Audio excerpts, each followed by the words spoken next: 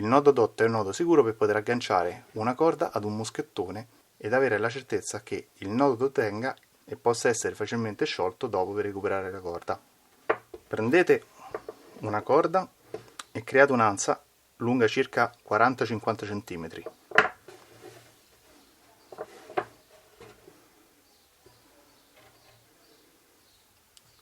Create un primo occhiello,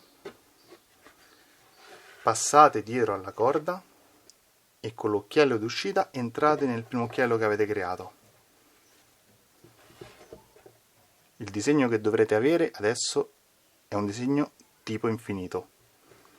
Sovrapponete le corde stringendo il nodo in modo tale che risultino tutte perfettamente parallele.